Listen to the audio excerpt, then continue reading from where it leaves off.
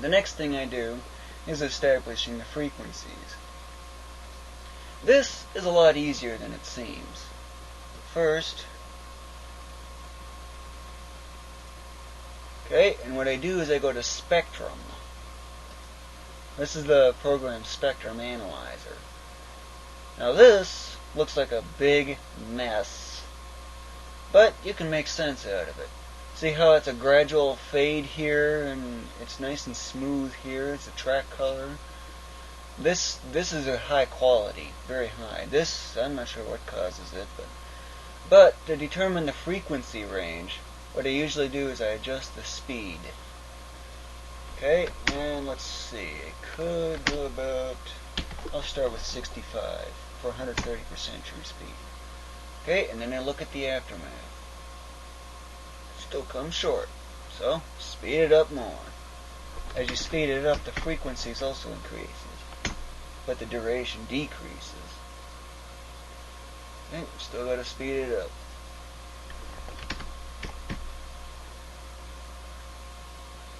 Still got to speed it up, and not much more now.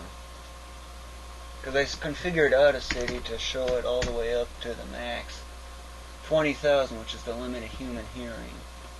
In case you're wondering.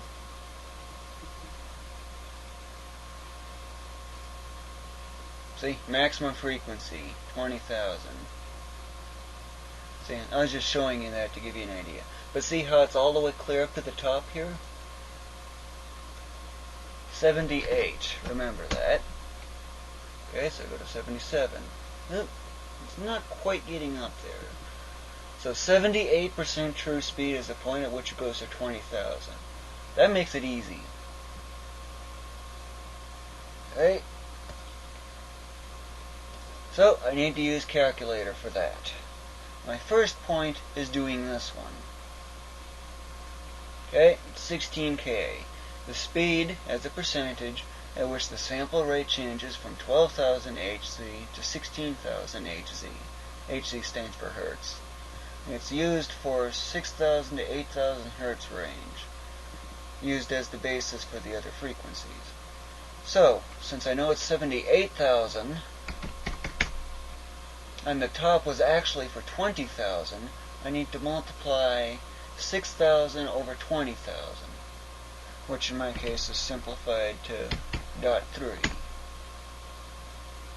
Okay, and since 50,000 is true speed, simplify it by multiplying by 2, dividing by 1,000. So that means 46.8%. That is the point. Okay, and let's see here. Final Fantasy VI World means, but I ignore fractions. I actually round down, just for safety anyway. Okay, 46.8. Okay, so what about these other ones? It's nothing more than ratios. 4/3 times 4 divided 3. 62.